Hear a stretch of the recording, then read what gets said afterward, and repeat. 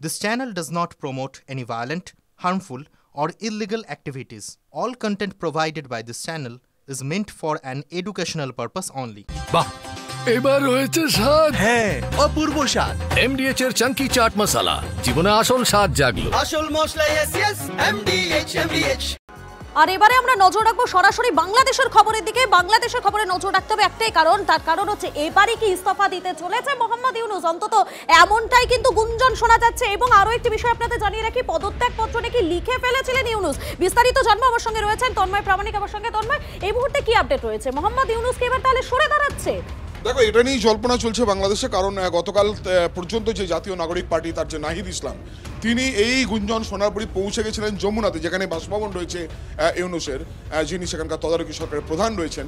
সেখানে বৈঠক করে বেরিয়ে আসার পর তিনি যেটা বাইরে জানিয়েছিলেন যে ইউনূস কোনোভাবেই আর দায়িত্বে থাকতে চাইছেন না। তার কারণ তিনি যারা যুক্তি খাড়া করছেন, সেখানে দেশের অভ্যন্তরে যে পরিস্থিতি, সমস্ত রাজনৈতিক দল থেকে তিনি কোনো সাহায্য পাচ্ছেন না, কেউ ঐক্যমতে পৌঁছতে পারছে না। এই বক্তব্যের পর কিন্তু বাইরে বেরিয়ে আসার পর যেটা জানা যায় যে সেনাপ্রধান ওয়াকারুজ্জামান তিনি পরিষ্কার করে জানিয়েছিলেন সেনাবাহিনীর ভিতরে কোনো কাজে যেন হস্তক্ষেপ তদারকি সরকার না করে। 1, 2, ডিসেম্বরের মধ্যে নির্বাচন করতে হবে, ডিসেম্বরের মধ্যে নির্বাচন সুনিশ্চিত করতে হবে এই তদারকি সরকারকে, তাহলে সেখানে নির্বাচিত সরকারের হাতেই দেশের যাবতীয় ক্ষমতা তুলে দেওয়া হবে।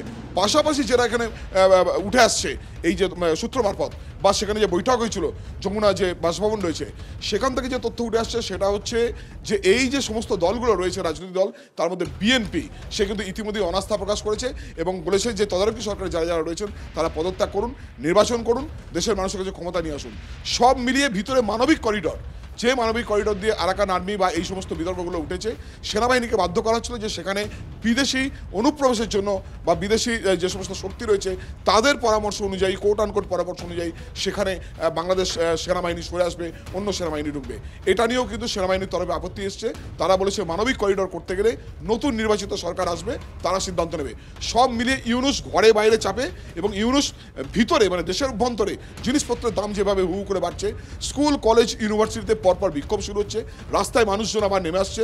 তদারকি সরকারে না রাজনৈতিক দল, না সাধারণ মানুষ, না সমন্বয়কের একটা বড় অংশ তারা খুশি নন। সব মিলিয়ে কিন্তু এই মুহূর্তে ঘরে বাইরে চাপে। ফলে ইউনূস দেশ ছাড়তে পারেন, নাকি পদত্যাগ করবেন, নাকি সেনাবাহিনীর হাতে আটক হয়ে যাবেন, এরকম নানান জল্পনা এই মুহূর্তে বাংলাদেশ জুড়ে ঘুরে বেড়াচ্ছে। একেবারেই ধন্যবাদ, আমাদের সঙ্গে সরাসরি ছিলেন তন্ময়। এবং আমরা এই বিষয় নিয়ে কথা বলেছিলাম বিএসএফ এর প্রাক্তন আধিকারিক সমীর মিত্রর সঙ্গে, তিনি কি জানিয়েছেন শোনাবো আপনাদের। ইউনূসের প্রশ্ন হচ্ছে যে মাইক্রো ফাইন্যান্সিং একটা জিনিস, তার সঙ্গে আরও অনেক কিছু জড়িয়ে আছে। আর এই রকম একটা বাংলাদেশের মতো একটা কমপ্লিকেটেড যে রাষ্ট্র, তাকে কিন্তু সামলানো অনেক অনেক অনেক বেশি সেখানে গভীরতা দরকার হয়। এই ধরনের যারা আসে তাদের মধ্যে কোনো রকমভাবে তাদের না আছে অভিজ্ঞতা যে ইন্ডিয়ার সঙ্গে আমার সম্পর্কটা ভালো রাখলে আমরা ভালো থাকবো, ইন্ডিয়াও ভালো থাকবে। কিন্তু না, সে কী করলো যে আমাদের যে 7 সিস্টার চিকেন নয়, তারপরে চিকেন নেক কিংবা শিলিগুড়ি করিডোর যেটাকে আমরা বলি, সেই নিয়ে তিনি শুরু করলেন চায়নার সঙ্গে তার মতামত দিয়ে করতে। এই পরিস্থিতিতে একটা জিনিস মানতে হবে যে এই পরিস্থিতিটা কিন্তু অত্যন্ত আনস্টেবল পরিস্থিতি, যেটা একটা দেশের জন্য অত্যন্ত খারাপ। যে কথা হচ্ছিল তন্ময় এবং মধুকল্পিতা যে কথা বলছিল, অর্থাৎ গোটা বাংলাদেশ জুড়ে ইউনূস এখন কি করবেন সেটা নিয়ে জোর জল্পনা। পদত্যাগ করবেন, গুঞ্জন রয়েছে বাংলাদেশে। পদত্যাগ নিয়ে ভাবনা চিন্তা করছেন বাংলাদেশের অন্তর্বর্তী সরকারের মুখ্য উপদেষ্টা, এমনটাই দাবি বাংলাদেশ জাতীয় নাগরিক পার্টির নেতা নাহিদ ইসলামের। ইউনূসের ভাবনা নিয়ে গুঞ্জন শোনার পরে বৃহস্পতিবার তার বাসভবন যমুনায় গিয়ে দেখা করেছিলেন নাহিদ। সেখান থেকে বেরিয়ে তিনি সংবাদ মাধ্যমকে জানান যে পদত্যাগের কথা ভাবছেন মোহাম্মদ ইউনূস। নাহিদের দাবি যে দেশের বর্তমান পরিস্থিতিতে আশাহত ইউনূস। ইউনূস জানিয়েছেন দেশের বর্তমান অবস্থায় কাজ করা সম্ভব হচ্ছে না। তিনি আরও জানিয়েছেন গণ অভ্যুত্থানের পর দেশের পরিবর্তন এবং সংস্কারের জন্য ইউনূসকে আনা হলেও তার কাজে প্রতিবন্ধকতার কারণ বিভিন্ন রাজনৈতিক দলের ঐক্যমত্য হতে না পারা এবং আন্দোলন। পদত্যাগ না করার অনুরোধ জানিয়ে এসেছেন নাহিদ।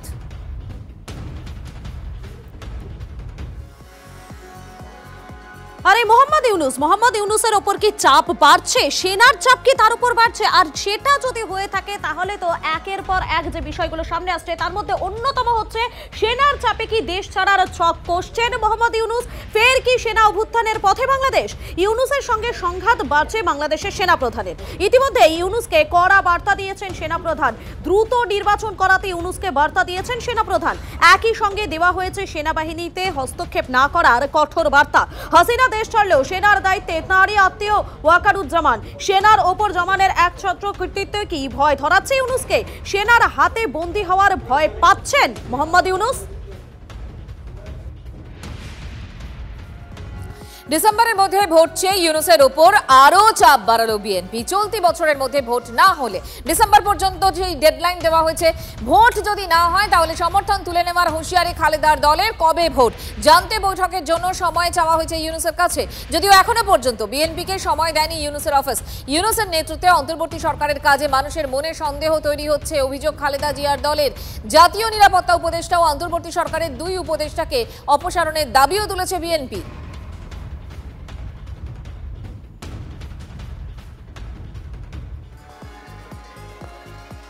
অর্থাৎ দেশের ভেতরে একটা প্রবল চাপ রয়েছে।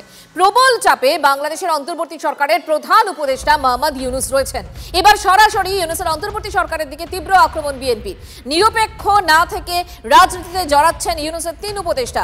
অপসারণের দাবি খালেদা জিয়ার দলের। অন্তর্বর্তী সরকারের স্থানীয় সরকার বিষয়ক উপদেষ্টা আসিফ মাহমুদ সজীব ভুঁইয়া, তথ্য উপদেষ্টা মাহফুজ আলম এবং জাতীয় নিরাপত্তা উপদেষ্টা খলিলুর রহমানের অপসারণ দাবি বিএনপি নেতৃত্বের।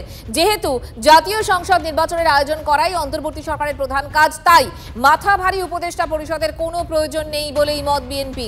ডিসেম্বরের মধ্যে ভোট ঘোষণা না করলে ইউনূস সরকারের সঙ্গে সহযোগিতার সম্পর্ক বজায় রাখা কঠিন হবে বলে হুঁশিয়ারি দিয়েছে খালেদা জিয়ার দল। একটি সুষ্ঠু, অবাধ, নিরপেক্ষ নির্বাচনের মাধ্যমে ডিসেম্বর 2025-এর মধ্যে একটি জাতীয় সংসদ গঠনের জন্য অবিলম্বে সুনির্দিষ্ট রোডম্যাপ ঘোষণার দাবি জানাচ্ছি। এই সর্বোচ্চ জন আকাঙ্ক্ষাকে সর্বোচ্চ অগ্রাধিকার দেওয়া বর্তমান অন্তর্বর্তী সরকারের প্রধানতম এজেন্ডা হওয়া উচিত বলে জনগণ মনে করে। এর অন্যথা হলে জনগণের দল হিসাবে বিএনপির পক্ষে এই সরকারের প্রতি সহযোগিতা অব্যাহত রাখা কঠিন হয়ে দাঁড়াবে। MDH চানা মশলা, এখন ছোলা হোক বা বরবটি দানা, সাদা চানা হোক বা কালো, সব রান্নাই হবে অসাধারণ। MDH